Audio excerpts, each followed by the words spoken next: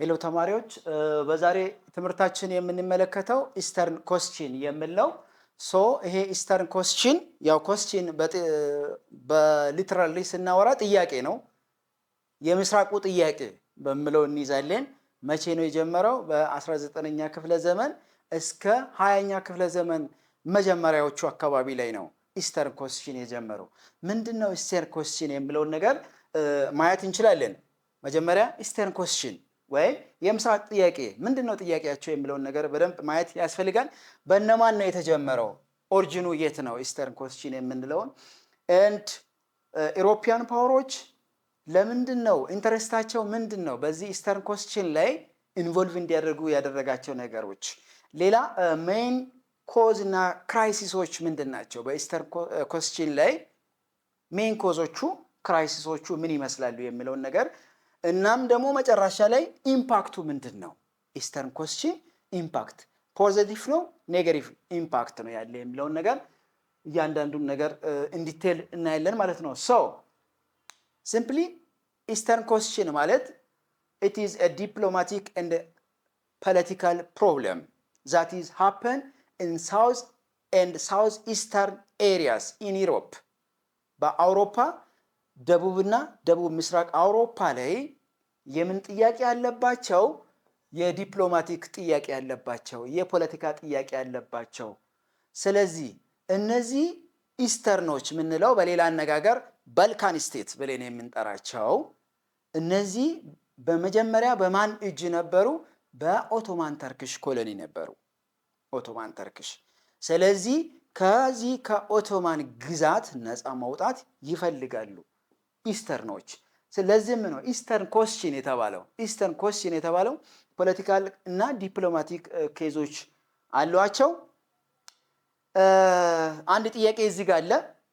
what would happen to the land and the people of Ottoman Empire as it weakened የሚል ጥያቄ አለ። ምንድነው የሚፈልጉት? ከመሬት ከህዝብና ኦቶማን ኢምፓየር ዲክላይን ካደረገ በኋላ ነው። ኦቶማን ኢምፓየር ባይ ዘ ዌይ ዲክላይን ማድረግ የጀመረው ከ18ኛው ሴንቸሪ እስከ 19ኛው ሴንቸሪ ድረስ ቀስ በቀስ ዲክላይን ማድረግ ጀምሯል። ቀስ በቀስ የተለያዩ የራሱ የሆኑ ፋክተሮች አሉ። አንዱ ፋክተር ኮራፕሽን ነው። ሌላኛው ኢንተርናል ፓወር ስትራግል ነው፣ እርስ በራሳቸው ኦቶማን ኢምፓየር ላይ የነበረው። ሌላኛው ፎሬን ኢንቬንሽን ነው። እነዚህ ተደማምሮ ኦቶማን ኢምፓየር ዲክላይን ማድረግ ጀምሯል።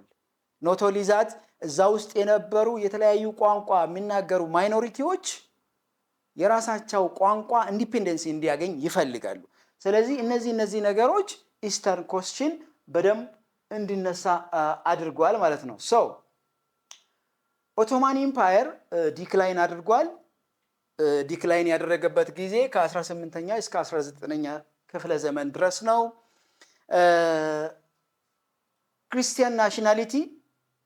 ስለዚህ ኦቶማን ኢምፓየር ኢን ኔቸር ደ ሙስሊም ሊዲንግ ፋሚሊ ነው ኦር ሙስሊም ሊዲንግ ዳይናስቲ ነው።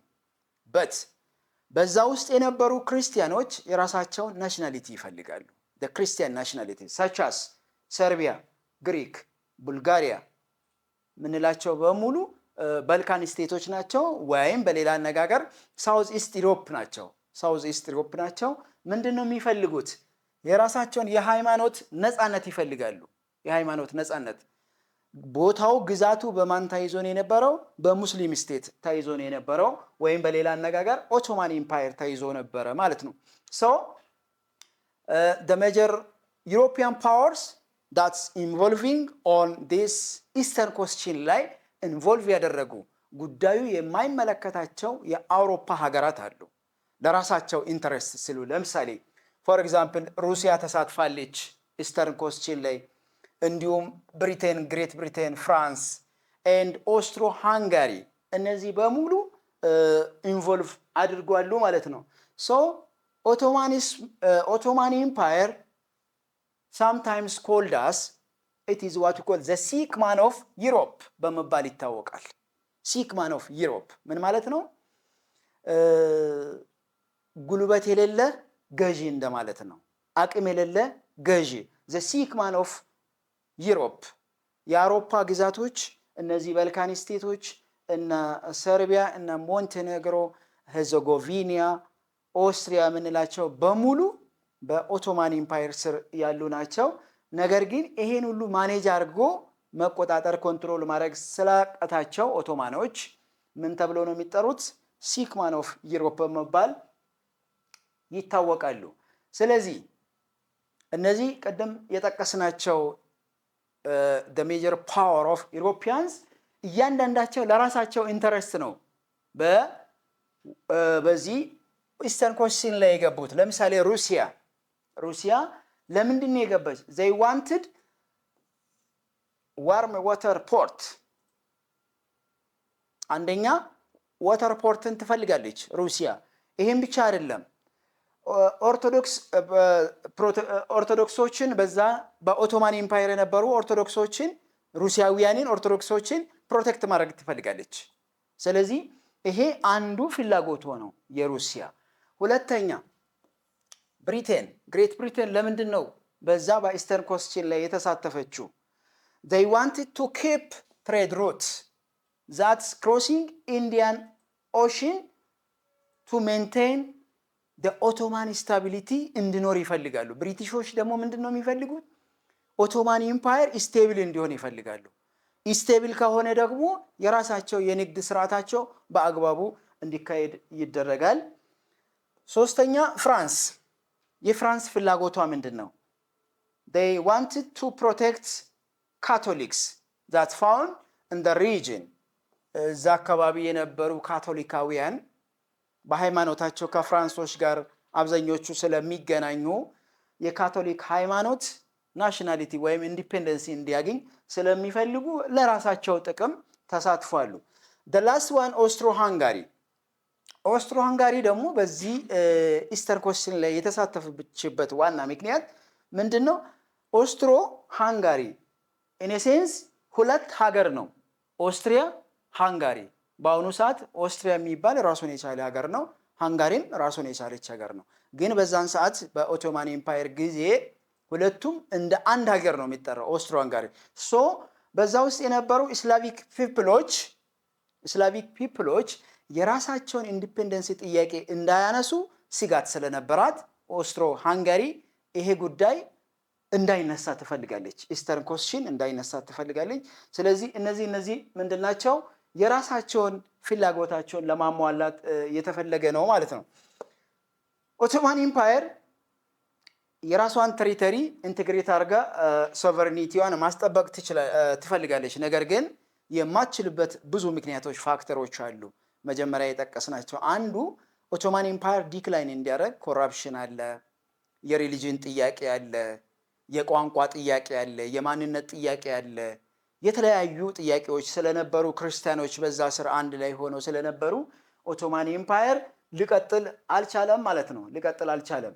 ሶ ብዙ አይነት ክራይሲሶች አሉ በኢስተርን ኮስቲን ላይ፣ ብዙ አይነት ክራይሲሶች ወይም ዲፍረንት ዋርስ የተደረጉ ኮንፍሊክቶች፣ ክራይሲሶች አሉ። ከዛ ውስጥ የመጀመሪያው ግሪክ ዋር ብለን እንጠራለን። ሶ ግሪኮች ጦርነት አካሂደዋል። መቼ?